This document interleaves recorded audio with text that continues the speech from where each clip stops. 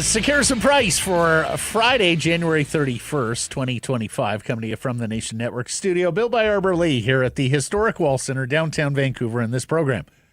A presentation of Bet365. Open an account with Bet365 today, bet on a huge range of markets. So, whatever the moment, it's never ordinary at Bet365. Use code NATION when opening that account. Matt Sekeres alongside Blake Price, four-time Juno Award winner Mike Rogerson, hitting switches, conducting things. We have a big show planned for you today as we head into this snowy Vancouver weekend with a Canucks game tonight, a Canucks game Sunday, but also significant news from the National Hockey League today. But we'll start with our Surrey Mitsubishi poll question. And look, we've been mulling this question since Monday when Jim Rutherford said, or Tuesday when Jim Rutherford said what he had to say to Gary Mason of the Globe and Mail, that yes, it is now a matter of when, not if, on a JT Miller and or an Elias Pettersson trade. And so we're asking you, do you have the full confidence, full being the operative word here, I think, full confidence in Canucks management? You can vote yes or no. Do so at the Sekeres Price X and YouTube channels. Blake Price, what says you? Yeah, I guess from the evidence that we have seen, they are owed the leash. They are owed the benefit of the doubt right now. But I'm telling you, it feels like these are big moments. It feels like these are big moments. Did you vote yes or no? Yes. Okay, I voted no. Full was a bridge too far for me for two reasons. Number one, this past summer, which was not a good summer of free agency. Mm-hmm. I think that's fair to say now. And number two, that they've allowed it to get to this point and dealing from a perceived position of weakness, albeit stay tuned here in a couple of minutes because what the league announced today on the salary cap could well make this a little easier. It's kind of either feast or famine with this management group, isn't it? There's not much middle ground. It's either profound success in the case of a lot of the pro scouting they've done, and again, a few of the contracts as well, or it's what the heck were you thinking in terms of the termination of Bruce Boudreau and the handling of this situation? Well, Boudreau, I think the owner wouldn't allow them to fire Bruce because he had fired Bruce, and it would have been a big mistake, and was hoping that. So, but you could use that same sort of logic as the owner. Like, you're talking about trading away JT Miller and Elias Pettersson. That seems bigger than firing Bruce. What I mean, of course it is. Yeah. But what I mean is the owner was trying to save face and had barred them from firing Bruce until it became evident to everyone, including Bruce, that he had to go. But, I mean, you could look at huge hits like getting Kuzmenko to sign, getting that first year out of Kuzmenko, moving on Kuzmenko when he still had value. You go look at big misses. The Mikheyev contract surely stands out there, right? The Jason Dickinson trade surely stands out there. In terms of what? Well, they moved a second-round pick to get off of Dickinson, took a defenseman who was no good and needed to be moved out, and then watched as Dickinson reclaimed his career a little bit in Chicago. Nothing of all the things that keep me up at night. Jason Dickinson is no. I'm not saying it's going to take you out, but that was one of the first misses from this management group. But they made some good trades. They've certainly signed some great jewels in the rough. Yeah. And the trades, you could say, Lindholm and Zadorov were good trades for the year that. Yeah. But of course, they both left in free agency, so it's assets. And most people seem to think, based on our polling, that the Bo Horvat trade was just fine. Yep. And of course, the signing of guys like Suter and Sherwood and Joshua, despite what he's doing this year. Yep. All big hits. Holding on Besser, holding on Garland. For sure. So I would say there's still way more in the pros than there is in the Philip cons. Hronek, it's probably the biggest one. Philip Hronek, acquiring him. Yeah. Uh-huh. But when they're loudly in the cons column, they're loudly in the cons column. Yes. Yeah, they are. Surrey Mitsubishi, our friends there, have established a special program exclusively for the Sekeres & Price audience. If you've been turned down for financing at other dealerships, Surrey Mitsubishi has assigned a dedicated representative, Jessica, to help you with their in-house financing program. Bad credit, negative equity on your current car. Jessica is going to apply this special program for you. Do everything possible to make sure you're approved. Email jessica@surreymitsubishi.com. Jessica@surreymitsubishi.com. Make sure you mention Sekeres & Price to get in on this program. Some conditions apply. Surrey Mitsubishi, 13820, 104th Avenue. I love driving my Outlander, particularly in weather like this weekend. We have to go out to Aldergrove tomorrow. Do you have winter tires on yours? Yeah. Look who you're talking to. Okay. Top story brought to you by Yellow Dog Brewing, Neighborhood Brewing, and Foolish Winery. The NHL salary cap is going up, and that means good things for the Vancouver Canucks. For starters, they are a team that spends to the cap. They are a team with that drives high revenues. They have good local revenues. There are going to be some teams that are not going to be able to keep up with where the salary ceiling is. The Vancouver Canucks should not be one of those teams. Nothing in this club's history under this ownership group, with the exception of that one free agency period in the pandemic when the taps were turned off, suggests that the Canucks will be anything but a spend to the cap team. And so that should materialize in a competitive advantage against some teams in the NHL field. Number two, if you're a hope against hoper right now that JT Miller and Elias Pettersson can both stay, then they have their top two centers under contract for a combined $19.6 million for the next 5 years. That is going to look awfully good as more and more players resign and get their bag. And then thirdly, teams can more readily stomach the JT Miller salary at $8 million or the Elias Pettersson salary at $11.6 if and when a trade does come. Well, let's take a look. Jay Fresh has done the math on Elias Pettersson's contract and where that lines up.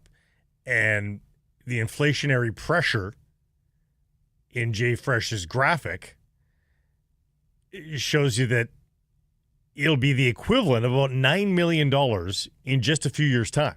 So whatever you see as a $9 million salary now, that's going to be him in the blink of an eye. And it takes up a lot less cap space than when it was originally signed. As Cam Robinson points out, and he doesn't name JT Miller, but it's JT Miller's cap hit. We'll get to it. There it is. An $8 million player in 3 years' time is all of a sudden a $6.2 million player. I mean, that's not too far away from now, 3 years' time. So if all this goes according to plan. And that is, okay. So JT Miller, I think in the rosiest view, JT Miller probably has 3 great years left in his career. 5 years left on the contract. The rosiest forecast there would be that he's got 3 good ones. You're pretty iffy on those last 2 years of the 7-year deal. Well, at 6.2 right now, that's a high-paid third-line center. I mean, you'd like it to be a second-line center, but he'd be a pretty cheap second-line center at 6.2. At 6.2 right now, a highly paid third-line center, and I think people could envision that for a guy like JT Miller. Mm-hmm. The upper limit this year is $88 million. It is jumping to $95.5 million next year, an increase of $7.5 million, which is that's a top 6 forward. That's a top 4 defenseman. Yeah. Plus, in today's world. Then we get into the next couple of years beyond next season. And we should note off the top, What we're talking about from 2026 onwards is all relative to the new CBA. The CBA expires after next year. So as for next year, and these are all estimates, but next year you can pretty much count on 95.5. It may vary a little bit. Beyond this, there's less certainty. Well, keep the tweet up, though. You're right to a small degree. No, okay. No, this is not a projection. As Frank clearly points out, this is not a projection of cap increases. This is a signed agreement on what the caps will be. There is a chance for a small variation. They add. But the agreement is incumbent on the CBA. The CBA is the superseding document. They say that is not the case right now. They are reporting. No, Frank follows up with a tweet. The CBA is. This is an agreement subject to an extension of the CBA after the 25-26 season. So those are estimates beyond next season. And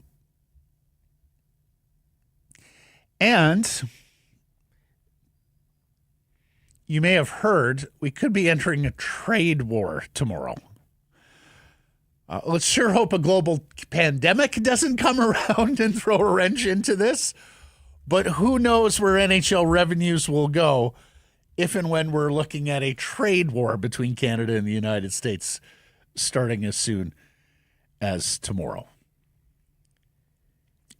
We'll also see how this all lands with NHL franchise owners. Because if you're a smaller market, or a poorer owner, or just an owner who doesn't want to spend up to $113 million, which is where the ceiling is for 27-28, and just put yourself in those shoes. That's $25 million more than what you're spending now. That's like a 20% increase, 25% increase from what you're spending now. Just in 2 years' time. We'll see how this lands with those owners because today's ceiling is closer to your floor in 3 years. And here's where a tweet from Darren Dreger, and I'm sorry, Mike, I don't think I sent it to you, is instructive. Dreger, to maintain competitive balance, there will undoubtedly be significant adjustments made to NHL revenue sharing. For smaller markets, this is a must. That is also chilling for CBA negotiations because what if James Dolan of the New York Rangers and Jeff Molson of the Montreal Canadiens, we're not sharing more revenues. So that wrinkle... Gary Bettman is certainly hoping to have his first clean CBA, a CBA that doesn't require a lockout, a CBA that doesn't require the catalyst of a global pandemic to get everybody on the same page. But take Winnipeg, for example. And Winnipeg may be a poor example because David Thompson is not the majority owner there, but is the richest owner in the National Hockey League, could buy and sell most of these guys several times over. But Mark Chipman is not at the wealth of some other NHL owners. They already in Winnipeg are having trouble both filling their building and because they have a building that doesn't have the same number of seats as others, because they can't drive the revenues in Winnipeg that a team in Montreal, Toronto, Vancouver can. If you're Mark Chipman and you're looking at this, you're going, holy cow. I mean, it is expensive enough to operate in the National Hockey League, let alone where it's going to be in a few years. That would be coming up in places like Columbus and elsewhere that don't drive big local revenues and are not accustomed to spending to the upper limit of the salary cap. Sorry, Blake. I just want to clarify the CBA negotiation part. Of the salary cap, because it says in the release itself. Now, hey, in any agreement, if both sides agree to tear up an agreement, then that's fine. You can rewrite the rules. So you're right, nothing is set in concrete. But per their own release, only other elements will be discussed in collective bargaining going forward. On this topic, this part is set in stone. When they do collective bargaining agreement discussions going forward, it will not be about the salary cap. They have already agreed to this formation going forward. Both parties. Well, okay, yeah, fair, but the give and take right, of a negotiation on a CBA. If both sides agree, then it can be changed. Right. But that's what it would be. It would need to happen because right now they're saying we're going to discuss the other stuff. Sure, but let's take the subject of revenue sharing, right? So you get down to revenue sharing, that could be pretty sticky within the owners community as well.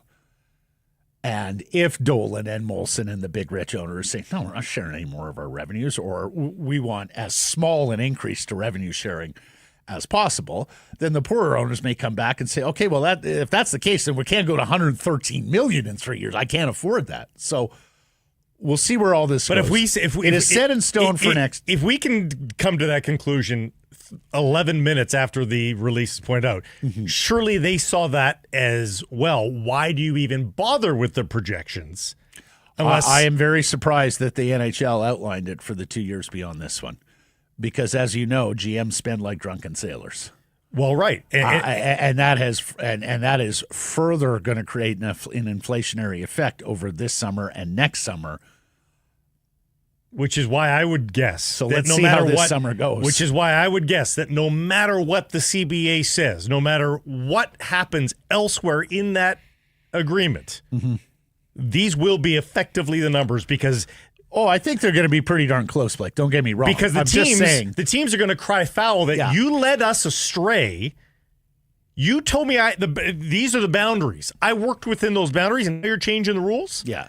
I think they will wind up being pretty close, Blake, but I also think we cannot underestimate what this trade situation is going to bring to both countries and to the. He means trade is in the global trade. Yeah, I mean Trump's tariffs and what Canada does in response. I mean, it's possible this is just art of the deal stuff, and Trump is waiting for Canada to say a few things, and then it's going to go parade around yet another new trade agreement that he has with Canada, claim victory, and there goes the tariffs, or the tariffs are in certain sectors or particularly small or whatnot. The other thing is you're into a protracted trade war between Canada and the United States, and that's going to cause some financial pain, and that's going to have some of these owners looking at this agreement and saying, wow, the world has changed mightily since we agreed to all that. The reason I'm stuck on that point is from a Vancouver Canucks standpoint, the knowledge that this will be in and around the format for the next 3 years is only good news in their efforts to trade JT Miller and Elias Pettersson. Knowing those projections as we talked about, as we showed you there, fair, it is a lot less concerning for a cap team. And let's face it, the Canucks are talking to a lot of cap teams like the Rangers. I mean, if you want to call the Colorado Avalanche in on it, then teams like that, like they're going to spend. And they're going to be a lot less concerned about bumping up against the cap if they know it's going up like that. A couple other things I'll say about this. Number one, I would suspect you're going to get compliance buyouts in the new CBA. You think so, huh? Yeah. I mean, because I love them, but fans love them. But we'll see how GMs spend this summer. If they're out throwing money around left, right, and center, I do wonder whether the smaller market would be like, okay, well, we're not going to be able to keep up with this. Let's see about compliance buyouts. Secondly, Gary Bettman likes to look good in the cocktail circuit. Gary Bettman likes to look good to the Fortune 500 types.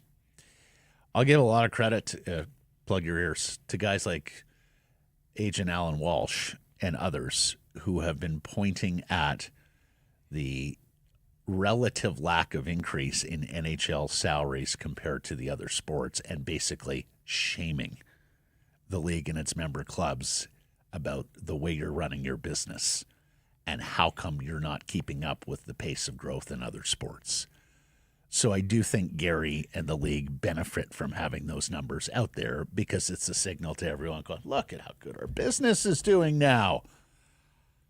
And, of course, you have two new American broadcasters who are just, in their second years here. So we had been saying all along, we knew the cap was going up when those revenues were accounted for. Amazon's in now, too, right? Plus a new Canadian deal is coming. So, yeah, there's a lot of good things going on in NHL business, and there's a lot of good things that are going to happen to the salary cap as a means of retaining your players and facilitating player movement across the league, coming off this flat cap era where it's been dollar in, dollar out, and so difficult to make trades. Go to every city in America and ask them if they heard of the top 5 NBA players and ask them if they've heard the top 5 NHL players, and it will probably be Correct. 5 for 5 and 0 for 5. And that, Alan Walsh, is why you don't get the same amount of money. Yeah, but I think his point would be we don't promote players here. We don't turn players into brands. Sure, there's all room for improvement in those facilities, but I mean, it's a dollar in, dollar out reason. Now, you talk about the money this summer, Matt. Have you looked at the class of UFAs? I mean, and this is just the ones that are available right now. Never mind the guys that are going to get signed between now and July 1st, like to their current teams. Like, it's not a very sexy group of Mikko Rantanen is going to be able to buy a country at this stage Maybe of the he'll game. buy Finland. Yeah, he could buy Greenland before Rantaland before the United States will. Right. I mean, him and Ehlers, they're going to get their money. Like, you're talking about Duchesne and Tavares and Marchand and Zucker. Like, they'll all get paid. Besser would be on that second tier, I guess, but they're not going to get paid handler. Like, it's not a super sexy group here. Right. And, of course, the big question, as JPAT notes, what will a $113 million salary cap mean for the consumer? Somebody has to pay for that. And it's not going to make a huge difference in, the places that have 21,000 seat arenas. That certainly helps. It's not going to mean as much of a deal in the big cities like LA and New York where there's so much money floating around. But if everybody has to raise their ticket prices, there's a breaking point in Columbus. There's a breaking point in Buffalo. There's a breaking point in Winnipeg and Ottawa. Like, you can't just recoup it in ticket sales. They just can't. They just can't. They have a first place team in Winnipeg, and there's empty seats on the nightly. Especially if you're talking about markets that are disproportionately affected by any kind of trade or tariff war that's coming. But like the Winnipeg Jets, who have been such a great story, and everybody loved them when they went back, didn't they? They've got the smallest rink. I guess you could say Utah's got a smaller rink now. Yeah. But they've effectively tough local economy there. Yeah. We've seen Chipman has towed a very sensitive line in terms of telling people, look, like, we got to come out to the rink. We got to buy tickets here. Ann Lauer in Ottawa this week made a big production about exhibition games in Quebec City at the Videotron Center. Towed the line, got a little too close to the line of relocation for many in that market. Without revenue sharing. And without a downtown arena for the Senators, like, Ottawa Senators and Winnipeg Jets are on lifelines here. Well, and Blake, it also extends, like, in South Florida, good thing the team is winning now. But prior to going to back-to-back cups, the local revenues in South Florida were appalling. Yeah. There were as many people watching on television as there was in the stands. Yeah. You were counting your television audience in the tens of thousands, So you have a billionaire owner there in Vinny Viola who's just happy to keep financing it. Maybe his accountants find it a write-off or what have you. But you have a lot of other markets where the economics of the NHL at the current levels don't make a ton of sense, or only make sense when you go on long playoff runs. So anyways, there are going to be a lot of moving parts to this. There are going to be a lot of offshoots and a lot of ramifications, ripples from a salary cap that is, again, scheduled to go up as it is. A nice big jump of $7.5 million next year, and then we'll see from there. Mannix for the super chat first before we leave this. What would any other management group have done differently? The fact is this club was weak from management when they took over. would any other team have moved on Miller to retain Horvat? I think yes. Yeah, I mean, I think it's yes. impossible to say no. It's impossible to know. Well, I think a lot of other management groups might have not been as comfortable with the personality of JT Miller-Mannix and moved on him because of that. A lot of old school GMs would see Bo Horvat with his, although he is Rutherford is old school, different breeds of old school. Right, you're right. But here's the thing: quintessential Canadian captain. Your greater point, they've done a marvelous job digging out of the hole. I mean, they were handed a shit sandwich from Jim Benning and Francesco Aquilini, and they've done a very good job. Rolled a dice on the cap going up with regards to the OEL buyout, and looks they were 100% right on that. Now, again, I'm not sure they had many options. If you had to be competitive, there was no other way than to buy out OEL. Thanks for the super chat, man. Yes, and partial proceeds of our super chats. If you want to get in there on the YouTube super chat, by all means. We love hearing from you, and partial proceeds to the BC Mental Health Foundation. Yellow Dog, what are they up to? They've got mixed packs boxes that you need to pick up. Not one, but two delicious mixed packs from Yellow Dog Spirits because they are perfect for every season. You got the Hi There Hard Iced Tea mixed pack and the lemon peach and raspberry tea flavors. And you got the Freezy vodka soda mix packs, including purple, blue, and white Freezies. Lots of options packed into two mix packs. They are near and dear to Mike Rogerson's heart. Loves them. Good. Loves the mix packs. They're all gone. You didn't leave any for us? I think there's some iced tea left. Pierre LeBrun on TSN's Insider Trading is connecting the Columbus Blue Jackets with the Canucks on Elias Pettersson. As we've already mentioned here, actually, conveniently, Columbus has massive cap space. Which is not going away anytime soon. Yeah, no, they're going to have more. Yeah. But they, as Pierre reports, like many teams, are asking right now, who is Elias Pettersson? The guy who has reached 100 points, looked like a future Selke, if not Hart, candidate as a 200-foot centerman, or the guy we've seen for the last year. And Pierre parroting what many have said now in the insider community, that there are a lot of teams out there just waiting on the Canucks, thinking the asking price is going to come down. Which I completely understand and I think is 100% true. What you need to know as a Canucks fan, and again, I mentioned this as perhaps one of the reasons why Jim Rutherford said what he said earlier this week to Gary Mason, is you just need one team to say, you know what? No, we think that's a quality player. Let's make a fair offer. Let's get this done. Was Rutherford able to stoke a little fear of loss into some of the general managers around the league that he's been talking with? The other thing that comes into the equation here, Blake, Columbus is on a playoff spot right now. And that works both ways. I mean, they could say, hey, we're going pretty good here. 7-2-1 in our last 10. We don't want to mess with our chemistry. Or, man, getting back to the playoffs in this market this year after the horse shit that went on last year with Babcock and then the other coach and everything that just went so terribly. Making the playoffs this year would be such an achievement. We need this for our fans. Let's go on out, add a great player like Elias Pettersson, and increase our chances. So the competitiveness of some of these teams is also, I think, going to come into play. Maybe less so like a team like Buffalo, who I think is resigned to the bottom of the East, knowing they're not going to make the playoffs. But teams that are in the hunt, much like we're talking here in Vancouver, like, oh, they've won 3 in a row, and maybe if they just keep winning, they'll keep the band together. Those sorts of discussions are happening elsewhere too, right? Like, oh, we need something to get us over the top of the playoff bar. Well, top 2 centers are available in Vancouver. Can I deal with something that's been irking me in this whole process just a little bit? And let me preface it by saying, if I were the Canucks management group, I would not be trading Elias Pettersson.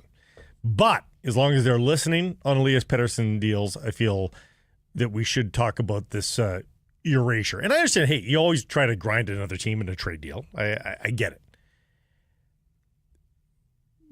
But outside of the last not calendar year, the last year, 365 days, you're still going to have to point to me to the down years beyond the one that we are currently in, the season that we are currently in. Last year, he had 89 points in 82 games, a dream season for most forwards in the National Hockey League. The year before that, he had 102 points, even more a dream. The year before that is his one truly down year before this point. That down year saw him score 32 goals and get 68 points in 80 games. But as we just talked about, he bounced back with 2 seasons of 102. Before that, he had a pandemic season that we're just going to throw out. It was only 26 games because of injury. He was a point per game in his sophomore season, 27 goals, 39 assists in 68 games. And he won the Calder Trophy in his first year. So what I'm reading is he's been, we're going to throw out the season of 26 games. 1, 2, 3, 4. He's at 6 seasons in the NHL, 5 of which unabashedly star stats. And this year's still salvageable too, Blake. Right. So I like it. And he doesn't look as expensive at 11.6 with these cap jumps. Right. So I think he's a very good player, which is why they're holding the line. Yeah. Which is why they're holding the line. And I'm not saying that as a brochure to trade him, because again, I wouldn't trade him. But Natchez, Drury, a second and a fourth were not enough for me. I'm glad they didn't do that deal. Yeah. David Pignon is saying that the Ottawa Senators also in on Elias Pettersson. One time this year, they were having a lot of trouble scoring goals for Travis Green. That's gotten better. They've won several in a row. They've moved into playoff position. The urgency isn't quite as high there anymore, but interesting that they're poking around. They have had great success with frontline Swedish players in the past. Of course, Daniel Alfredsson's still around that franchise. Anyways. A lot of teams that you might otherwise think, hey, they should be interested in Elias Pettersson, are playing a little bit better of late. The Islanders have won 6 straight. The Red Wings have won 4 in a row. The Ottawa Senators have won 3 straight and 7 of their last 10. You know, teams that are on the cusp, but they're kind of middling, but maybe want a superstar. They're all really on fire right now. The thing is while I can understand a deal with JT that's a little more principled on futures, and remember, they're ready to do Hedl a first and a prospect, because of JT's age, because your priority is more moving JT out than it is Elias out. With Elias, I don't want to make any deals with Chicago for Nazar and Korchinski and a whole bunch of futures. No way. No. Because especially if JT's level starts dropping next year, then you're just not a competitive team if you're the Vancouver Canucks and you don't get ready-made NHL players for Elias. Another super chat from Gamers Daily Fix. What if they bring Bo back one day like they did with Trevor Linden back in the day? I could see it. Literally the same thing. JT Miller is like the Mark Messier. Oh, you keep JT and bring back Bo? That would be the same. I could see it. Bo's 28, 29 is still, I could see it. Game tonight in Dallas. Of course, the Canucks are shooting for a 4th consecutive victory, which would tie their season best. Thatcher Demko getting another start after his splendid performance on Wednesday against the Nashville Predators. It's the same lines in defense pairs, according to Dan Murphy on site. So no DPD. Elias Pettersson not expected to play. And then we get into the 50-game splits here from JPAT. Canucks have played 50 games. And so Jeff loves his round numbers, if you didn't already know. Jeff broke it down in the 225-game segments. Several things stick out for me here. Number one, that the home record hasn't gotten principally better. 4-5-3 at home over the first 25 games. They played one additional game at home in the second 25. They won it, but no big whoop. You're 5-5-3 at home. The road record has obviously gotten a lot worse. They were 10-2-1, now 4-5-3. The Corsi 4 has dropped significantly, 2.5 points from above the 50% bar to below 47.7. And then the thing that is just sore thumb, Blake, goals for. First 25 games, 83. Second 25 games, 59. They are barely over a goal per game. I would say the only good news in all of those statistics is that the goals against is actually less. And remember, the goals against in the first 25 games kept down so low because of the fabulous play of Lankinen, who burst onto the scene there in October and November. And it feels like Lankinen has come back to the field a little bit, but a little bit of a surge from Demko of late, and that number is still palatable. But they've got to find some offense. Like, it's just as simple as that. There was a big trade in the National Hockey League last night, and it involved a direct competitor to the Vancouver Canucks. The Calgary Flames beat the Anaheim Ducks to once again leapfrog Vancouver into the final playoff spot in the West. But beyond that, and I was a little miffed because I had Philly on my Bet365 best bet, and then all of a sudden Farabee and Frost are out of the lineup. They lose to the Islanders. Calgary gets center Morgan Frost and right winger Joel Farabee, both one-time first-round picks. Philadelphia gets winger Jacob Pelche, also a first-round pick, 1 point. Our old friend Andrei Kuzmenko, a 2025 second-round pick, and a seventh-round pick in 2028.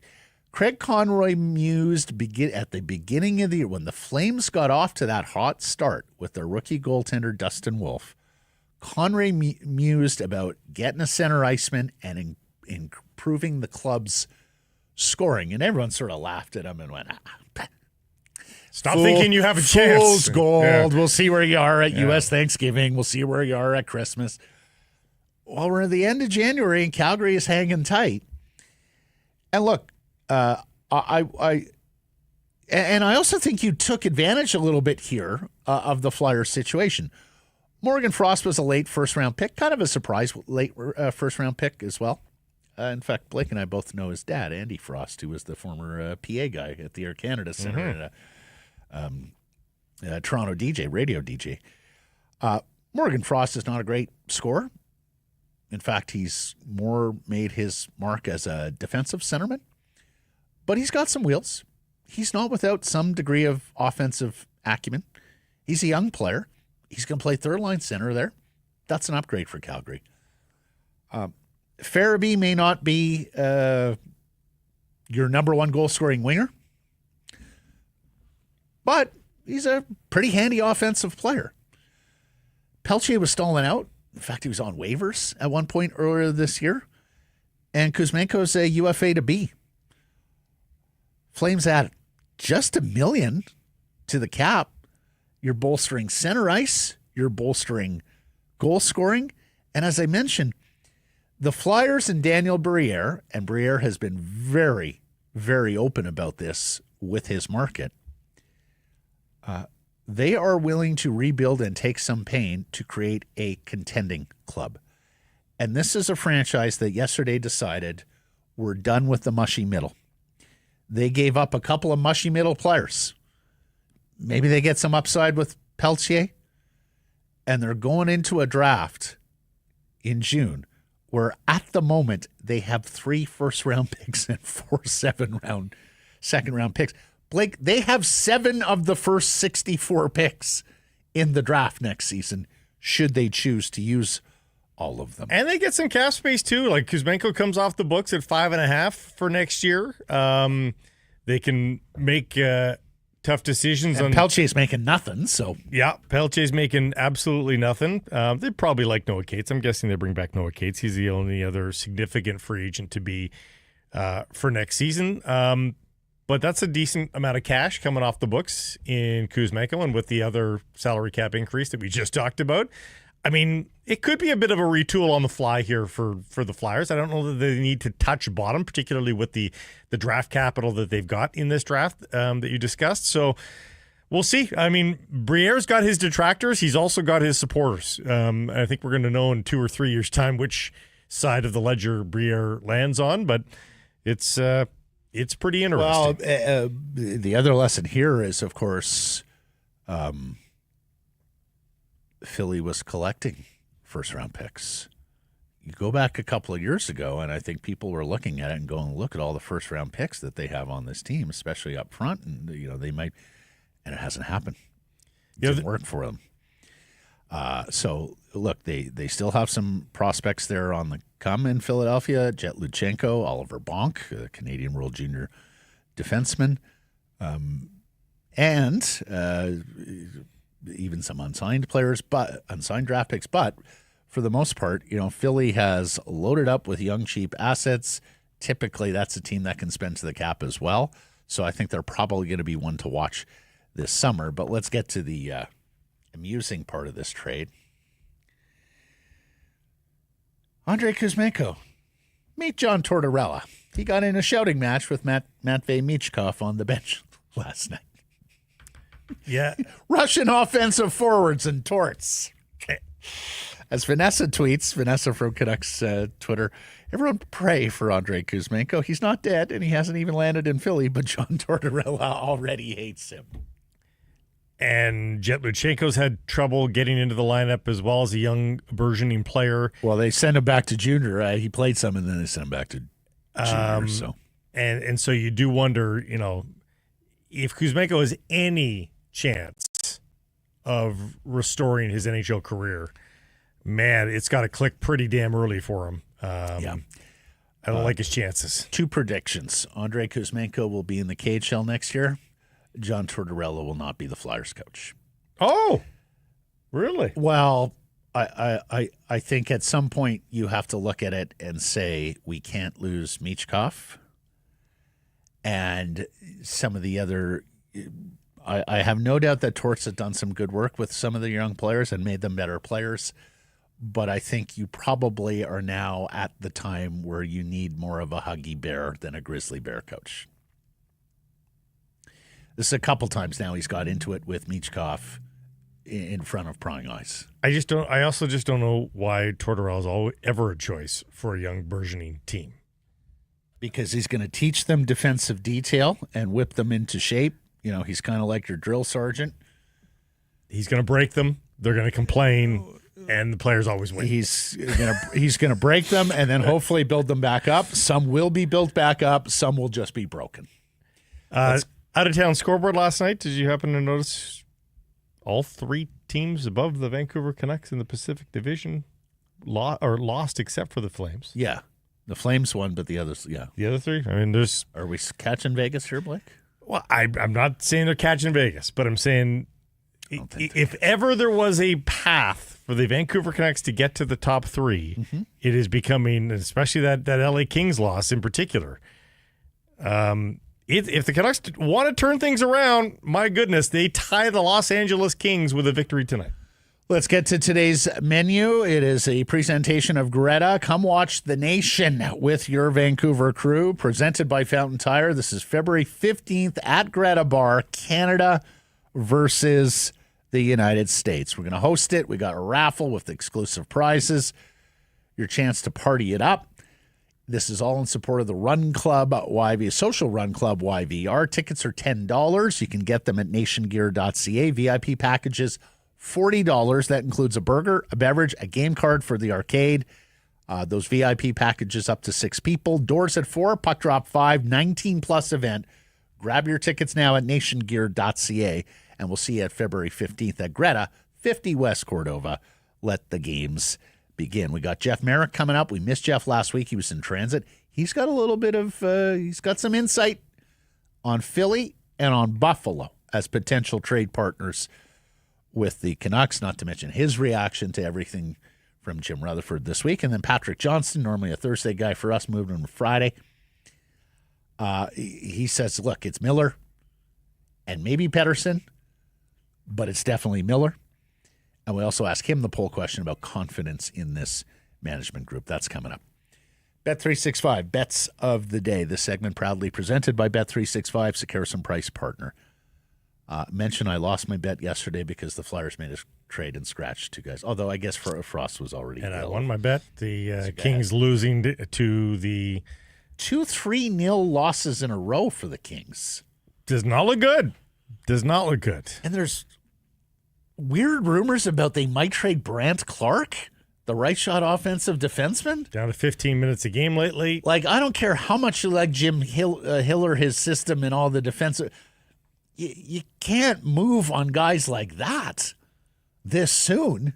He was such a success story early on, and now, Yeah, I mean, hockey players of that ilk, they wear down over the course of an NHL season. How close is Brant Clark to becoming Adam Boquist? Boquist? Yeah. Who gets picked up by the Islanders. I think something moves tonight for the Vancouver Canucks in battle twosome. One of them scores tonight. Is it going to be Elias Pettersson at plus 260 or JT Miller at plus 325? Somebody's scoring. I'll go with Pettersson at plus 260. On the show yesterday, we talked about the Super Bowl. And whether Travis Kelce would propose to Taylor Swift. There's a prop for that. Now, they didn't specify the other color that you put around it, that it's on the podium after a win. No. Did they? On the field. Well, it has to be after a win. He's not going to propose after a loss. Try and salvage the night? No. Can you imagine the Eagles are celebrating and all the cameras go running down to Kelce on one knee proposing to Taylor at the other end of the field? That would be hysterical. So Casey has to win. You're only betting this if you think KC can win. But Travis Kelce proposing to Taylor Swift on the field, plus 850 for yes, minus 1,600 for no. Here's the thing about Travis Kelce. He is an attention seeker. Some might use a stronger word than seeker. But she is not. I read a profile, feature story on Travis Kelce about a year, maybe a year and a half ago. I think it was in like GQ, Vanity Fair, one of those sorts of magazines. Travis Kelce's camp, his entertainment agent, not his football agent, approached NBC and Saturday Night Live going into the Super Bowl that they lost. Was that Tampa? I guess the Super Bowl they lost to Tampa. And they asked Lorne Michaels if he could host Saturday Night Live. And Lorne Michaels, or his people, got back to Travis Kelce's entertainment lawyer and went, well, let's see how the Super Bowl goes. And then they lost the game, and the entertainment agent went back to NBC and Lorne Michaels asking about hosting SNL. And the SNL people politely said, the losing tight end from the Super Bowl will not host SNL, will never host SNL.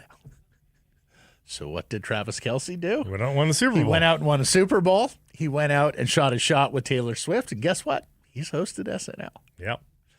So I think there is nothing beyond the pale with Travis Kelce in terms of put the camera and the attention and the eyes on me. But I think he's also got to be very careful. I don't think she would love that. She lives such a public life to begin with. Would this not just But she doesn't. take it in court? When she's not on the stage, Oh, God, you have Blake. no idea where she is. The whole world is her stage. Every social media platform is her stage. She never runs out of stage. She doesn't get spotted at the cafes and restaurants at all. She sticks away from the spotlight. Open an account with Bet365 today. I'll go minus 1,600. Blake is putting down $1,600 to win $100. You heard it here first. Open an account with Bet365 today. Bet on a huge range of markets. So whatever the moment, it's never ordinary at Bet365. Use code NATION when opening that account. Jeff Merrick coming up next.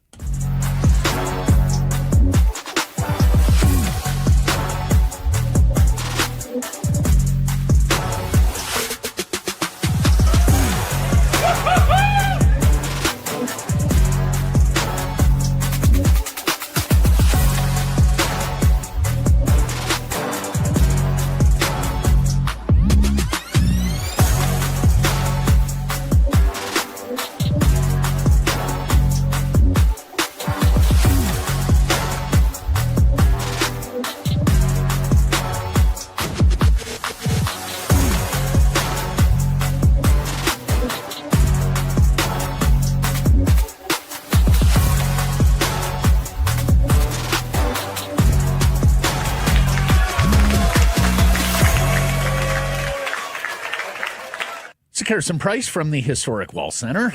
And if you've been annoyed by the price of gas fluctuating, some days you're happy about it, some days you're sad about it. It's an emotional roller coaster filling up your gas tank sometimes. To what? 180 what? How about nada? How about the side of your house? How about that? How about you just park in the driveway and never head to the gas station? Well, your Pacific Toyota dealers want you to have that experience. The BZ4X, their newest installment in their electric line of vehicles. You'll never, ever stop at the pumps again. Luxurious interior, huge screen, a space-age cockpit that needs to be seen to be believed. Go take one for a test drive right now. The BZ4X, full of rebates and incentives right now. APR financing for 0.19%. That's 0.19%. Go check it out right now at your Pacific Toyota dealers. Here is Jeff Merrick of The Sheet. You can see it weekdays. Hello at noon Pacific time, part of the Nation Network. We missed you last. Yeah, you guys had a week. You guys were great. I mean, but I've always made the point. Low-hanging fruit is still nutritious, boys. Take it. That's okay. Don't worry about it. Low-hanging fruit is still nutritious. Great week, guys. Really good. Well, thank you. Jeff Pettersson also always says, we work with the material provided by the club. Yeah. Wow. The material this week. So let's just start right there. What was your reaction to Jim Rutherford and everything he had to say this week? I always the question that I always ask myself, there's a couple. One, why now, and who does this serve, right? And so and this is where you can sort of let your sort of conspiracy mind play with itself a little bit. Like, first of all, there's a few things. One, for me, this is no longer about JT Miller and Elias Pettersson. It's about Jim Rutherford and Patrick Allvin. The relationship between the players is a relationship with the players. And now it's up to what is management going to do about it. And I would, at the same time as well, bring in ownership, because I don't think that this exists just at the level of the managers. It's not just in that vacuum. I also don't think that Rutherford does that interview in the Globe and Mail. Great interview you guys did, by the way. That was really excellent. I don't think he does that without the knowledge of the owner. Like, I don't think that Jim Rutherford is just out there freestyling. Oh, hey, by the way, boss just did an interview with the Globe. I don't think that happens. So to me, my first thought was, okay, what is this trying to achieve? Is this chumming of the waters for losing a trade? Is this trying to embarrass maybe JT Miller to the point where he loosens up a little bit on his no trade and makes himself available to other teams? These are some of the things that went through my mind sort of initially, and I keep coming back to at least for me, the one profound point. This is no longer about the players. This is about what Rutherford and Allvin are going to do with this situation, knowing full well that they have a responsibility to the other players on this team. And you know the one player I keep coming back to? Jake DeBrusk. This is not what Jake DeBrusk signed up for at all. I know that everybody knows the relationship going in, and I get that, and they knew the relationship when they, extended both of these players. But I think that, as a manager, you have a responsibility to those players that are in that room right now who are feeling this real pinch. And then, of course, as you guys have documented, there's the Quinn Hughes issue. Yeah, and that feeds nicely into our Surrey Mitsubishi poll question today. We're asking, should Canucks fans have full confidence in JR and Patrick Allvin to see the franchise through this? This is going to take some tricky stick handling here. Like this really is. I mean, everybody in the NHL. Well, one of the things that I found entertaining is how everyone thinks like, oh, now that they're airing all of this out, now they've played their hand. Every other manager knows exactly what Vancouver's going through, whether it's out in the public or not. All managers are understanding of this situation. I don't think all of a sudden, I don't think Chris Drury all of a sudden is like, aha, now we've got Vancouver right where we want them. No, this has been an ongoing situation, and none of it is going to change, whether it's public or whether it's private, because all managers know this. This is going to be this is going to take. Put it this way: if they can maneuver through this, remain competitive, and improve this team to the point where everybody stops having the conversation about the future of Quinn Hughes, then you start talking general manager of the year territory. Like right now, like there's enough rope here for this management team to hang or swing. Take your pick, right? That's what this situation has presented. One of two things is going to happen here. You're going to swing or you're going to hang. The opportunity is right there. This one is not going to be easy. But then, as we always say about managers, this is what the money is for. This is what the money is for. The fascinating part for me is where the low bar is where's the decision to, we just can't accept that. And you know, there have been deadlines that have gone by, I think back to Dan Hamhuis, where it's unclear, did you even try to trade him? Did the player say he wouldn't go? All those sorts of things. Here we know all the cards are on the table. We know the appetite for the trade is there from all sides. So where's the low bar? Where is that, you know, do they just take the highest bidder come the trade deadline for one of these two players, for both of them, what have you? Or is there a price where they're just like, we can't let this guy go for that price? Is it not, Blake, contingent on whether they're winning or losing? A little bit. Like if they're if they're completely falling out of it, and you need to do something to get that makes back the decision into the easier. picture. That makes the decision easier. You know, you can make the argument. You know, the last three games have kind of complicated everything here. You know, what's the hurry? You know, you rattle off three in a row, and if they win their game in hand tonight, I don't think the Leafs are in action tonight. They're 4 points back of the Leafs. Last time I checked, the Leafs suck up a lot of oxygen in this country, and it's all sunshine and roses. Like people are talking about how great a season the Leafs are. Are they poised to make the run? If they win the game in hand, they're 4 points back of the Leafs. It's a weird season here. It's a really weird year. It's a bizarre season. This is a bizarre situation. You always want to open the field up as much as possible, and you know, normally trades like this don't get done until you open up the field and everyone's at the draft or everyone's like in the off season when you have more room to maneuver here. I think this cap situation is going to make it a little bit easier for teams to make moves as well. To me, as long as you're winning, you can sort of keep the peasants with the pitchforks, away from the castle for a little bit. But eventually, the torches at the castle gate, like the gate will crumble, and you'll have to do something. I don't feel like they're. I mean, obviously they're not getting the players that they want right now. The king's ransom, to carry on with your metaphor. Yes. Well, the king's ransom. Yes, that's right. Yeah. But they're not getting the pile of loot that they're hoping for. So as long as you're winning right now, as cynical as this may sound, and as awful as this may sound to any player who has to sit through another game with these two guys and the sort of Damocles sort of hanging over the head of one or both of them, winning complicates it, maybe for the Vancouver Canucks management, though in a good way. There's no urgency to do this right now as long as the team is winning. Go on an extended losing streak, then I think things are different. You noted that the Philadelphia Flyers, after yesterday's trade, are pretty interesting on a go-forward basis because they've got a center spot that has opened up with the trade of Morgan Frost, and they've just amassed a whole lot of cap space for last year when you move out the Farabee and Frost deals, and Kuzmenko's an expiring guy, right? Pelche doesn't make a lot. So cap space and big void at center. What do you think that brings Philly into the equation here? Okay, how do you want to do this? You want to do this Occam's razor's way, or do you want to do this like grassy knoll? How do you want to handle this? What's more fun?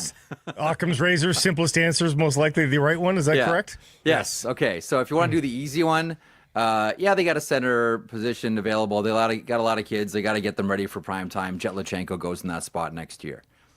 But that's not fun. No. That's not fun. It's a lot more fun. Give us the grassy knoll. Let's go to the grassy knoll here for a little bit, gentlemen, and let's just think about the possibilities, like Matt, like to your point. They've opened up cap space. They've opened up a center position here. And, this is a Philadelphia Flyers team. As much as they are as disciplined as they can be sticking to the rebuilds are all about getting good players and getting good young players that are under contract for a long time. I don't know. I just think that I think we should at least I think we should at least put it in the conversation that now we might want to start considering the Philadelphia Flyers as being maybe potential suitors here, or maybe better put, in a position to do something should Jim Rutherford pick up the phone and call Daniel Briere. I mean, that's the fun conversation, and that's an intriguing one. Again, the simplest explanation is, they're getting rid of the blocking here for Jetlichenko and handing him a spot next season. The fun one is they're going to market. Yeah. They might be going to market at trade deadline. They might be going to market in the offseason, but they're going to market here. You think Torts likes a JT Miller kind of guy? Well, here's what okay, so you want to get back on the grass, a little bit? Hey, if Ed Snyder and Bobby Clark were still running this franchise, JT Miller would already be a Philadelphia Flyer. Yes, excellent point. Here's the thing that I do wonder. Before John Tortorella was hired, we were all wondering, is the next step for John Tortorella management? Not unlike what we saw with Barry Trotz. And I'm not saying that John Tortorella is going to get, fired by the Philadelphia Flyers and that's going to be it and they're going to make the way for a new coach next year. But I think we've all wondered, at what point, if John wants it, if the Flyers want it, do they move from upstairs, rub shoulders with Daniel Briere and Keith Jones and Dan Hilferty and those people and assume more of a management role and hand the coaching off to another person who might be employed right now. I don't know. But I'm not assuming anything about the Philadelphia Flyers coaching position until we know for sure that John Tortorella wants to stay behind the bench. To the point about, would he like JT Miller? Yeah, it's a kind of John Tortorella guy, 100%. I just don't know if John Tortorella is going to be behind the bench. Yeah. You had Boudreau on your podcast this week, and he told the story. We played the clip yesterday, I believe, about sometimes having to go to JT and say, hey, too often the sword. Yeah. So I said, we were talking about JT, and we were talking about different positions that leaders have, and like it's an old political phrase. Sometimes you play shield and sometimes you play sword. And we saw this with Blake Wheeler and Patrick Laine. There's only too long you can run that room hot and play sword. And he said essentially what you just mentioned there with JT Miller. I'm always of a couple of minds of it because one, you always want your veteran players to sort of establish. I mean, no one does it better than Sidney Crosby. Like Crosby sets a work rate that everybody has to follow, and if you don't do it, you're embarrassing yourself, and you're not going to find yourself a member of the Penguins very long. But you always do run the risk of alienating younger players. If you run the room too hot, you have to really know the personalities that you're dealing with. I think generally, as a rule, although this has been changing in the last few years, the NHL historically has had a hard time with how to handle young players, especially now younger players that have bigger personalities and more talent and can step into this league and don't defer on simple things like 2-on-1s. They're quite confident to take that shot now and aren't just going to defer to the veteran on 2-on-1s. So I always do wonder, at what point are you just making people accountable versus bluntly abusing them? And again, I'll circle back on this one. I've tried to be as consistent as possible with the issue, and that is I don't know where to cast blame until I know what the actual issue is here. That's why I'm not a big fan of the knee-jerk, well, these two guys just need to sort it out. Well, some things can't get sorted out. We're all grown-ups here, and that sounds wonderful in fantasy land, but the reality is there are some things that just can't get worked out. And everybody around needs to sort of deal with it. So I don't know where I'm at on sort of pointing fingers until I have a full snapshot of what the actual issue is here. A couple of weeks ago, we talked to you about Columbus and Carolina as destinations for Vancouver Canucks. Since last Friday's big hurricane, The Rantanen deal? 2 weeks ago, we did Columbus and Carolina, if I'm not mistaken. Since then, of course, the Hurricanes have made the Rantanen deal. Colorado is already looking to upgrade second-line center on Middlestat. Yes, they are. Yes. And I would think that, going from Rantanen to HS, even if you get Jack Drury, probably, they got a little bit of cap space, probably only intensifies that search. Yeah. You tell me about Colorado as a destination for Miller, because apparently there were talks a few years ago, and Alex Newhook and Bohan Byram were younger players. Yep. What gives there? That is true. There's been interest before. There was interest in Pittsburgh, as you guys well know, with JT Miller. Interest in a number of different spots for his services. The one player that I do, and again, like I don't know if Colorado would still have that same level of interest that they did a couple of years ago when Rutherford was engaging the marketplace on JT Miller. I'll tell you, the one player that I keep coming back to, and these two teams have done deals going back to last trade deadline. You mentioned Casey Middlestat a second ago for Bo Byram. I still do wonder about the Buffalo Sabres and Dylan Cousins.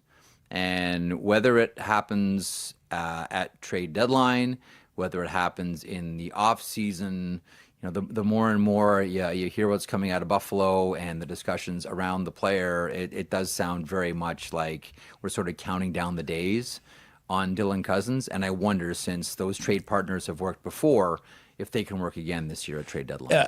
Are we also counting down the days on Byram? And Jeff, is Owen Power available in Buffalo? Okay. They called me mad at the university. No, listen, I threw that out there at the beginning of the year and got more than a few sideways snickers about it. But if you like, one of my favorite things to do, peek into my lonely life. One of my favorite things to do is try to put on my Lindy Ruff decoder ring after every game and try to figure out what, like there are just some coaches who are like, okay, what are you trying to tell us? And more times than not, like there was a stretch there not too long ago where essentially Lindy Ruff, in not so many words, came out and said, this team is really dumb. Like, I don't know if I've ever coached a team that's been this dumb before. But so many different times as I put on my Lindy Ruff decoder ring, and he's been around a long time. We've seen a lot of press conferences with Lindy Ruff. It sounds as if, what he's trying to say is we may have overvalued Owen Power here. There are the world people, did, right? The world did. I mean, first overall they're pick. alone. Sometimes there just isn't a first overall that measures up to other first overalls. It's just a weak class at the top. Right. And he's on a significant ticket as well. And I'm sticking with what I said earlier on this year. I would not be surprised at all if, depending on how deep the cuts are going to go with the Buffalo Sabres with Kevin Adams here, either at deadline or in the offseason. I'm one of those people that would not be surprised if we hear the name more and more Owen Power. Like, you look at all the skills that he has, and so the size. Does he struggle in his own zone defending? Yeah. Is that the way you win Stanley Cups, defending in your own zone? Yes. With large defensemen, yes. But I've just heard it too often that various people have soured on Owen Power. Is it maybe a situation where he needs a change of scenery, a different developmental system? I don't know. But I've just heard it too much for me to just sort of shrug it off and say, well, you just don't like the player for whatever reason. I'm one of those people that wouldn't be surprised if we see something with Owen Power. He's still very young. He plays a minimum of 22 minutes. You wonder if you play him 19 minutes a game, how much better is he? And that's not exactly a light night, 19 minutes. Yeah. Well, and you know what? And defenders, as much as we talk about, goalies are voodoo and how do you figure out goalies, throw your darts, like who's really good? How can we tell? There are a lot of defenders that are the same way. Like, look, I was just having a conversation with someone the other day, about Team Canada and the Four Nations and who takes Alex Petrangelo's spot. And the conversation spun around to Evan Bouchard. And this person said to me, Bouchard's not even the best player on his team, best defenseman on his team. Like, Darnell Nurse all of a sudden is having this incredible season that really nobody saw coming. Like, it does happen that it takes some players longer to figure it out, even in the midst of a mammoth contract like Darnell Nurse is enjoying right now. But we have to be honest, he's having a tremendous season. Some guys just take longer to figure it out. And I still maintain that of all the positions, I mean, like, goaltenders have to go to the American Hockey League. Like, forget it. That is like, there are so few. There's like 5 that have been able to make the transition without going to the American Hockey League. But when you're a defender, it's really hard to transition into the NHL. And the growing pains are obvious, and the growing pains are tough, and everybody sees it. And it racks your confidence. it totally can help you. It sort of leads you to being mentally fragile. That's why I always look at defenders and I say, like, I'm not going to make my mind up about a defenseman until I see 150.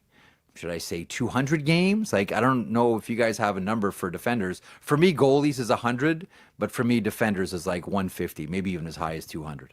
The other thing we need to talk to you about is the salary cap and the inflationary effect it'll have on player movement. First of all, do you believe that if it comes down as they outlined today, unquestionably, and we went over it in the opening segment, like a guy like Elias Pettersson becomes a second-line price, maybe even a third-line price within 3 years. What does do you first of all, do you buy that roadmap comes to fruition? And B, do you think it's going to lubricate the player movement? Because all of a sudden, a guy like JT Miller is certainly a third-line price in 2 years' time. Yes, I really do. You know what I find it interesting. I'm going to take everybody back to the wonderful, carefree, halcyon days of the 2004 lockouts. And I think, was it Detroit that led the NHL with a $95 million salary cap? And it was the bridge too far. And, what was the line they kept parroting out? Treadmill to obscurity. That was it. They're on. Can you imagine that? With these numbers, treadmill to obscurity. And no, but the Detroit may have led the league, but the crazy part was the Rangers and Leafs were blowing their brains out with money. Yes. And the two teams heading towards bankruptcy, the Senators and Sabres, were routinely better than them year after year. Yeah. Yes, absolutely. But I mean, I just find it interesting that it's taken this long to get back to a $95 million salary cap. Right. But now here we are. Because remember, the original salary cap for your viewers and listeners that may be of the younger persuasion was $39 million. Right? It was a low end of 21 and the high end was 39. Wow. And here we are. So, I'll tell you what, I don't know about you guys, the first thing I did, I looked at the number, the high end, the upper number for 26-27 and said, okay, what's 20% of $104 million? Because if I'm the Edmonton Oilers, I'm saying, okay, if I want to keep Connor McDavid, that's the most I can pay. That's the most I can pay. $20.8 million. Well, times 8. Here's I am rooting for a Sidney Crosby trade out of Pittsburgh. Blake can tell you this. It's been one of my things for years. Yep. I'm also rooting for a Connor McDavid trade out of Edmonton at some point. Let this salary cap increase grease both of those. Chance. No chance. Gretzky was traded. The Oilers would never trade away a superstar. The times are different now. Yeah. The ownership is a little bit different. Right.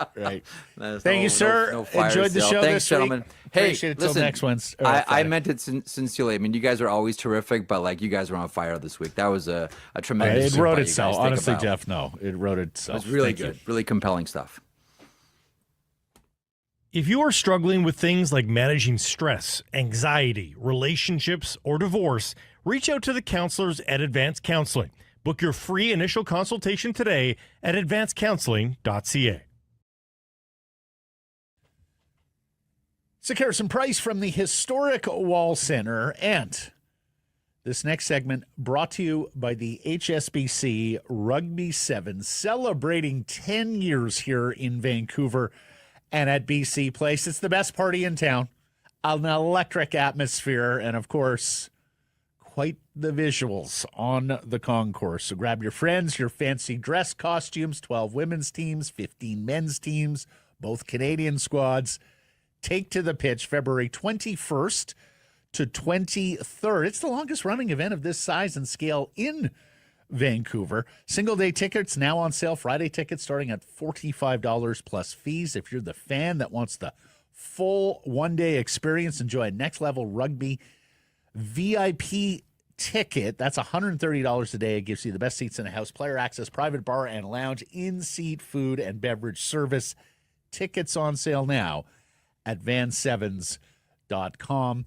And Patrick Johnston of the Province and Post Media While he may not admit it, his job is to cover the Vancouver Canucks, but his absolute favorite sport and event in this town is the Rugby 7. I see you, Coach. They got the Kitsilano rugby shirt on. Attaboy. Seems like yesterday we met for a beer at Burgoo, and you gave me Oh my God. a tutorial you as I was set to cover or set to call the Canadian men's national rugby team in Union, not in sevens, but he's my rugby tutor. Oh, he's everybody's rugby tutor. He's everybody's rugby tutor. He knows the game inside and out. Blake was on top of stuff. It was a very impressive, conversation for a guy who's. I mean, you could tell this guy knows how to call games. He picked up. He's done it before. My son was playing at the time, so it was a little bit easier. Right. Oh, that's right. Yeah. Okay. Well, as much as I'm sure you'd love to talk, who's going to fly half for Canada? No. We do have some news this week, courtesy of Jim Rutherford, and I want to get to your post on Blue Sky. Sky, where you can find me. Exactly, that is where one now finds Patrick Johnston. Love flipping between windows, incidentally. Thanks for that, Peach. Anyways, the situation is now thus: a Miller trade for sure, but a Pettersson trade is also possible. It's not one or the other. It's Miller or Miller and Pettersson. Yeah. I mean, I think the and Pettersson part is still highly unlikely. But it seems pretty clear that part of the reason I should be clear. This is me mostly speculating because Mr. Rutherford is playing very careful with who he talks. Yes. Which is fair enough. That's how the game works, I suppose. But here we are. We're going to talk about it. Nothing has changed. Behind the scenes, it continues to be that they recognize they need to make a change. And that change has to be JT Miller. So we'll see how this plays out. I mean, he, like Rutherford himself said, I think he was doing two things there, which was speaking, in the end, I think speaking to his boss, I guess we've all speculated, saying, listen, we have, don't get distracted. Yes, we finally have won a few games, but fundamentally, look who we've beaten. First of all, they've beaten two terrible teams, right? St. Louis got bag skated the next day, and Nashville's not been good this year. So, be realistic. The team has not performed up to snuff, and the Stars have not performed up to snuff, and there have been reasons why, which we still haven't uncovered and has not been revealed to us. But it's drastic enough that we're in this position. And he in the end said, yes, it's true. There's a rift, and we think basically we're going to have to make a move to move on from this. On those reasons, do you believe JT had a confrontation with Pettersson this year outside of what we saw at practice? Do you believe JT had a confrontation with Rick Tocchet at any point during this season? I think, I mean, I'm hesitant about the word confrontation when it comes to Tocchet. Like, we know that they have, Tocchet's told us in the past, like they've gotten raised voices with each other. Mm-hmm. But that's, he's presented as part of that's the deal when I'm coaching JT Miller, right? Mm-hmm. He has been very clear, he handles each of his players in a unique way. So I'm hesitant on that. I mean, my impression is absolutely there has been aggressive disagreement. I mean, I don't know what to call it at this point, but that certainly, the Miller has not been kind to Pettersson, and that's a large part of the story. I mean, performance beyond that. I mean, that's the frustration for management. Beyond whatever rift there is, bottom line, neither player has performed to the level that they are expected to perform, and that is fundamentally the bottom line here. If they were performing and there were a rift, I mean, this is clear. They'd be winning, and we wouldn't be talking about this. But as Rutherford himself said, this was a situation that we were had been going forward, but the implication is that it entered a new phase this season, and that's why we're in this discussion. What's the percentage point on them just saying no to all deals? because the And prices nothing are so low. happening? Yes, and nothing happened. Not because of want, but just they couldn't bring themselves to accept the lowest offer or the Well, best offer. Pardon me. I mean, it's as I've always said, it's hockey. You never say never, right? Yeah. Like nothing is done until it's done, until you actually see it. So it is not impossible, but is it possible that they go past the deadline, both these players? Yes. Is it possible to go past the draft with both these players? I find that incredibly unlikely. I think, and that's why when we talked to Alvin last week, I mean, he's cagey, obviously, and he didn't want to talk directly on players. But when I said to him, I said essentially he had said something about timing, and I said, so you mean like as you get closer to the deadline? And he went, yeah, like teams, their position changes. Obviously, the Rantanen trade hadn't happened yet. The Kuzmenko trade hadn't happened yet. Teams are starting to shift stuff around. And obviously the Canucks are paying attention to that, and they're looking for the right opportunity. And the Rangers trade got scuttled over retention, and presumably the Canucks don't want to retain. They only have one retention spot right now. They'd probably like to use that differently. Cap space is the thing that's the price here, right? Like they have to recognize that part at the same time. That it's an asset on its own, right? Like it allows you to do other things. If they are going to retain, that means they're allowing another team to do a second thing, right? Like if you're not sending all of Miller's salary, it's not just that you're reducing his cap hit; it's that you're letting the other team have cap space. They're letting the other team do something in theory. So that's where you think carefully about it. If you are going to retain. And so that's why if you're looking at the Rangers, you're going, well, that doesn't gain you, that gains you a lot. If you guys really want to do that, you're going to have to pay more, even if Miller is underperforming and Miller is 32 and on and on and on. But I find it highly unlikely that they will go past certainly the draft. I still think they will make a move before the deadline. Even if they're in a playoff position, they become the first wild card, which is not crazy to think right now where they are right now. They're in the first wild card position with a week to go before the trade deadline. Yeah, they're still trading JT Miller. Yeah, if the trade is there, like I think that is the thing. Yeah. That is the one door that or other said, hey, listen, if it's not perfect, we're not doing it. But I think in the end it is almost sorry, and that's why I think it doesn't go past the draft. But I still think I think it's unlikely. I mean, I think there's an addition by subtraction feeling here. That you move on from Miller, and that perhaps resets the situation for Pettersson mentally and whatever else. That said, Pettersson's being paid a lot of money, right? You would think you could overcome this and be more than I mean, he's having the worst season of his career. It's astounding how little he's shooting, how little he's skating. I wrote about this yesterday. His slap shots disappeared. His wrist, his shooting's gone down. He's tipping the puck way more, which is, I mean, that's good if he were still shooting in general. But what it tells me is he doesn't have the puck on his stick, and so he's finding other ways, and that's good, I suppose. But he's not moving with any velocity, and I've been told he's not injured. It's just so is it the teams are checking him harder, and he hasn't found a way to beat that, and then. If that comes back to him not being strong enough or not having prepared himself well enough for the season, I mean, there's a knock on cascade effects. He said he had 10 knee tendonitis last season.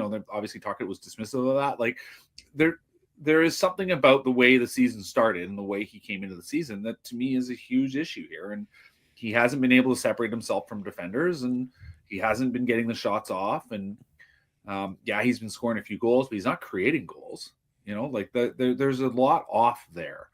And like I said, I've asked people, is he injured? No, he's not. I mean, Pettersson's never going to talk about it in season, so there's no point in trying to get him and say that, even if you tried. He keeps saying, I got to play better. Well, yeah, you do. Bottom line. Also says he's his own worst critic, which is no, you're not. Actually, Patrick Alvin is now your well, just thinking back to those statements in late December, January, people making shit up and creation of the outside world. Wow. I mean, that has been laid bare, naked, and wholly untrue now by Jim Rutherford, which brings me back to your comment about messaging on high.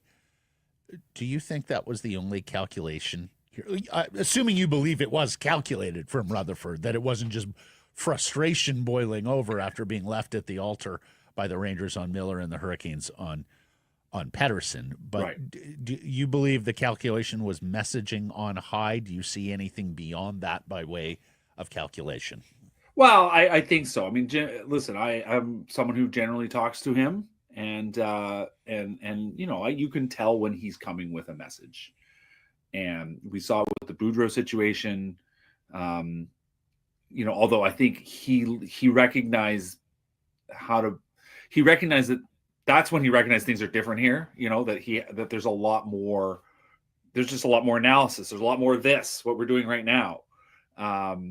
And so everything gets dissected. And so he, clearly, I think he was pretty clearly conscious of that. That said, he was speaking to the market, and I think probably speaking a little bit to his boss, saying, "Listen, makes it clear this is management's position is this, and we are saying this publicly, and that is something that we are going to go forward with." And like I said, there's a bit of expectations management as well because of where the market has evolved, given where, like you said, that. I think they thought they had a deal with the Rangers and didn't happen. And obviously they were close with Carolina. Just looking at what else is out there. And obviously the bids are not big. There is interest in JT Miller, but that doesn't mean that there's people willing to pay the price, right? Or what the Canucks think the price should be. And so it's coming back to that, but I still, it wasn't 6 weeks ago for me, it was earlier in January. I had someone say, listen, they've come to recognize they are not going to get full value on a deal, but they have to make a deal. They recognize they have to do that. And if Pettersson does remain, given everything that we've just talked about with his game, do you expect Elias Pettersson returns to be the player that he is? Because that's a part of the calculus here. How confident are you that he's going to be a star player, if not superstar player? Well, I mean, that's what he's been most of his career, right? That's the thing. Yep. So that said, it's been a year. So. And it doesn't look like he's snake bitten. It doesn't look like he's unlucky. No. It looks deeper than that. But this also gets into what Peach was just talking about, how he prepared himself for the season, which looks wanting at this stage. Yeah, and listen, he admitted that there was some elements of injury or whatever, and fair enough, I guess. But I think there's been frustration. This is not the first time there's been frustration. I think there's been frustration in the past. It's a tough thing for top and elite talents to recognize, because you get here and you succeed, and then things shift. Teams, the entire existence of other teams is basically to stop you. And at some point they may figure that out, and it's on you to figure out how to adjust. And that's, that is the challenge I think he's now in, is that he's going to have to recognize how to adjust further to the way teams are defending him. We're asking, and whether that comes to preparation or otherwise. I mean, he's got to find that answer. Which brings us to our Surrey Mitsubishi poll question. We're asking you, do you have full confidence in Canucks management? What do you think, Patrick? Should Canucks fans have full confidence in this management, or are you stopping short of that? I mean, I would have said at the beginning of the season full. I think this is a huge challenge for them. There is absolutely no doubt about that. They had hit a lot of things right until this season. So, I'm going to give them the benefit of the doubt. I think you can say full confidence still, but this is the test. I think we're in it now, right? Whatever they're able to pull out of this, if they're able to pull out of this in a way that, in a way that they've been able to say pull out of their cap problem, right? It's pretty clear to me that when Rutherford arrived, he did not recognize. I mean, I don't think anybody quite understood what a disaster the salary cap setup was. And they have been aggressive, and they've managed their way out of it. There's still obviously things for them to navigate that they've created for themselves, like the OEL cap hit, but they have cap space, right? Which is what they wanted. They had been looking for cap space for 2 years, and they have cap space now, and they in theory could do something with that. So that I would count as a positive, as a and look at the season they delivered last year, right? The delivery has been there. But now this season, there's been some misfires. The defense has not worked out the way they thought it would.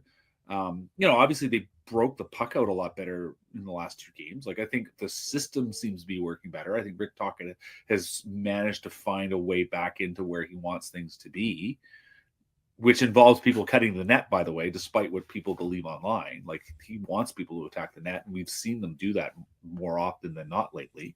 Mm-hmm. But they are still in a pickle. They're still in a playoff fight, and if they start winning some games and they pile up and they get up and they catch up to the Kings, and all of a sudden they're finding themselves third and in a secure spot, like, given how rosy it was a year ago, are jobs on the line here? Like, like how they navigate their way through this? Is Patrick Allvin's job on the line, even Rutherford's? And we know the uncertainty around Tocchet as well. Like, are we talking there's a possibility for wholesale changes depending on, and wins and losses are part of that, but I just mean more the player and asset management.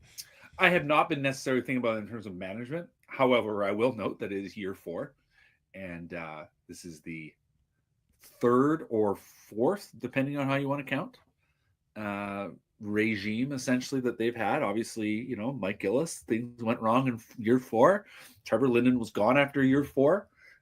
Jim Benning was let go in his 4th year as the sole guy in charge, and this is essentially, we're now into year 4 because Rutherford was hired December 2021.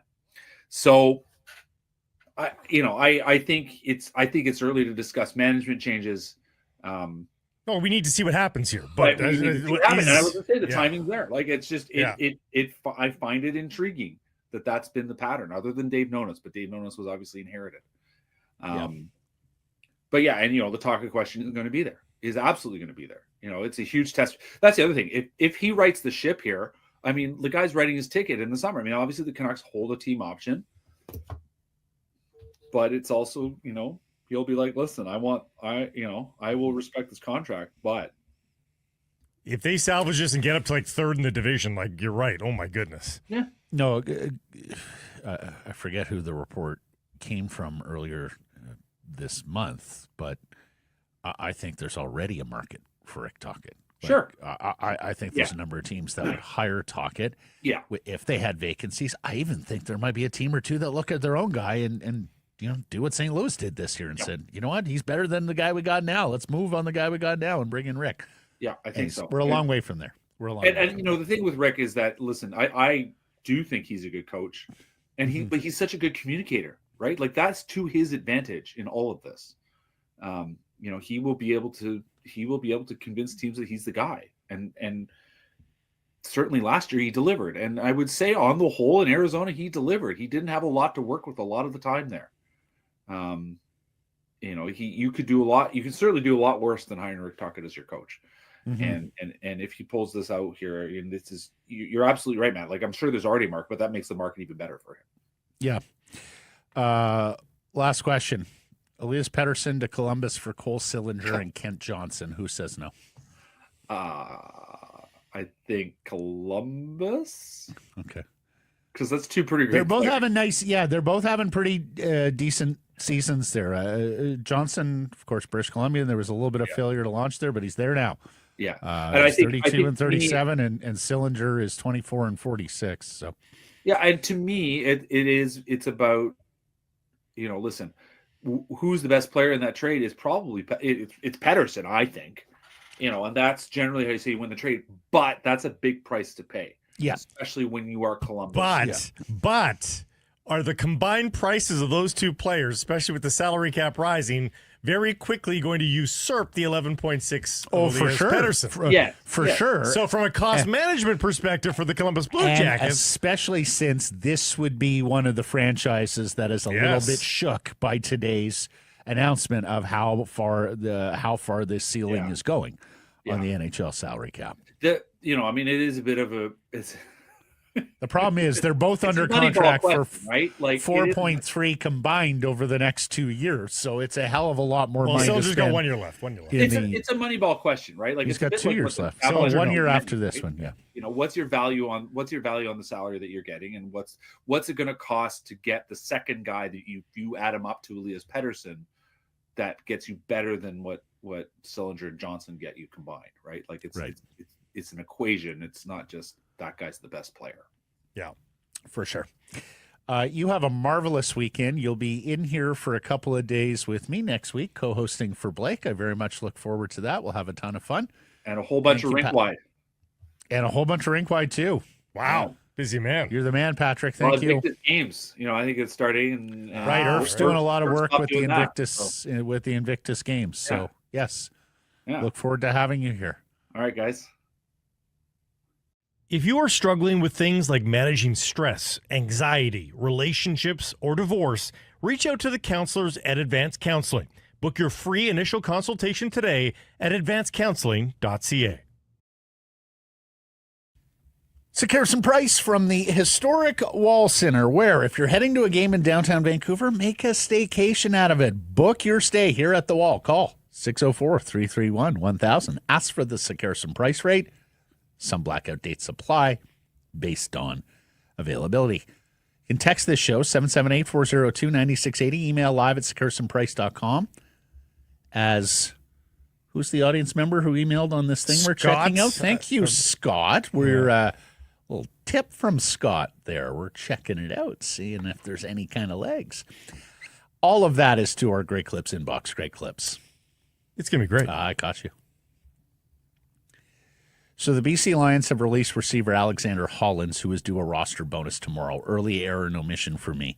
I mentioned bonuses next week, but yes, some of them are on the weekend when the calendar flips to February. And I got to say, I hate the way CFL contracts go now and the inevitable roster turnover that it creates, because most of these guys are on one-year deals. So if they have a big season, then, they get an extension. They typically get a big bonus somewhere. And then if they have a step back but are still good players, the team looks and goes, oh, well, the roster bonus is due and we don't. And that's the case here with Hollins. 2 years ago, it was superb. Last year, he struggled a little bit with drops. Fell from 78 to 61 catches. Fell from 1,173 receiving yards to 937. Fell from 9 touchdowns to 6 on just 4 fewer targets. He's going to be someone else's receiver when this is all said and done. I was messaging with Ryan Rigmaiden today. He sounds very busy here, and we foreshadowed this because, of course, Justin McInnes, the top free agent in the CFL, the leading receiver from last year, still without contract. The other two receivers, Hatcher, Katoy, they got bonuses coming up, plus they want to be better at the line of scrimmage. So a lot of work there for Rigmaiden and new head coach Buck Pierce. Like, brace yourself. I'm glad you're sitting down. Because the Blue Jays and the Seattle Mariners both added free agents yesterday. You're allowed to add with free agents in the offseason. Do they have to be over the age of 40? Well, in the Jays' case, yes. It is right-hander Max Scherzer, maybe a Hall of Fame guy one day, on a $15.5 million contract. The Jays have been pursuing him for some time. And that now sets up a pretty darn good-looking rotation. I mean, nobody expects Scherzer to be back at the level where he was when he was one of, if not the game's best pitcher. But Jose Barrios, Kevin Gossman, Chris Bassett, Max Scherzer, Bowden Francis, after nearly throwing a couple of no-nos late last year. It's a darn good rotation. No lefties there, but that's a darn good rotation. It is going to kick Cuban Yariel Rodriguez to the bullpen. He made 21 starts for the Jays last year, but they have some busy stretches this year where they may go with the six-man rotation, particularly to ease the innings on some of those older arms. And, of course, he'll be the first starter up when there's an injury, because I suspect someone will get hurt. The news is not quite as optimistic in Seattle. They have brought back infielder Jorge Polanco on a one-year deal. There's a player vesting option here as well. He hit .213 last year with 16 home runs and 45 RBI, but don't fear, Blake. He's going to play third base this year, not second base. Oh. So they're still looking to upgrade second base. I was worried about that. As for the Whitecaps, Stuart Armstrong has spoken in an Owls kit today for Sheffield Wednesday, with reporting from the Star in the UK that they paid a quote-unquote small fee to the Whitecaps to make the transfer happen. And not that you were expecting a gargantuan one, but the fact that they've gone out of their way to quote it as small fee is extra disappointment. Yeah, the Caps noted that he wanted the opportunity to help the Owls back into the Premiership. The Star also reporting the Vancouver club is in something of a flux at current, with the franchise having been up for sale. They talk about them getting a reduced price. Yeah, well, that's the other element of this that we should mention at this stage, and I sure hope this is not the case, but is it possible that Kerfoot, Mallet, and the ownership group is going to run this on the cheap now because they're prepping it for a sale? And in other sports, you see that for sure. In this league, with this team, what is the difference of $2.5 million on the salary? If you're that rich a person that you're buying a professional sports franchise, whether there's another $2.5 million in salary, really, that's the swing vote? I find it hard to believe. Yeah, our critics would say run it on the cheaper. They got to the midway point of the league last year in terms of salary. No, they did. But, But it's slicing it pretty thin at that point. I mean, there's not a huge difference between, 12th, the other 12th thing in the is, league and 18th in the league. It's not a big difference. Yeah, the other thing is, Mallet, Steve Luzo, Steve Nash. You have 4 owners there with majority owner Greg Kerfoot.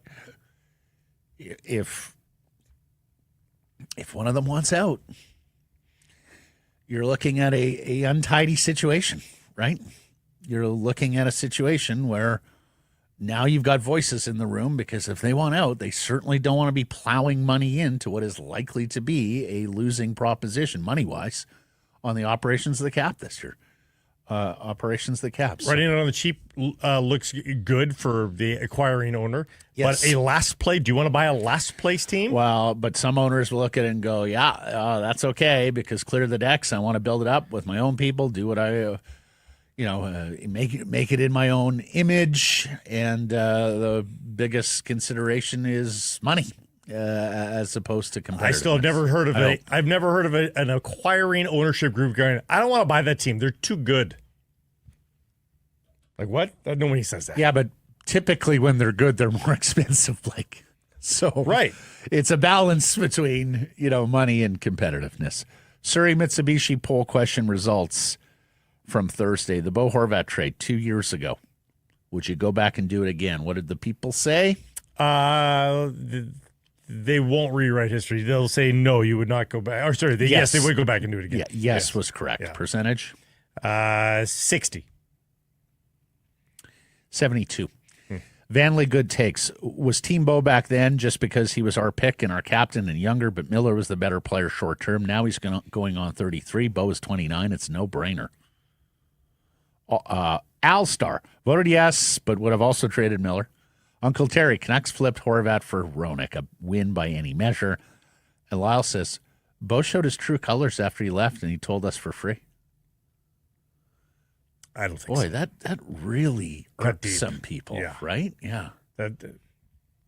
I would have thought the bruising would have healed by now. Every player that goes to a new team will tell people after the first day or week. It's so much better here. Well, not even better. It's just so great here. Yeah. It's not,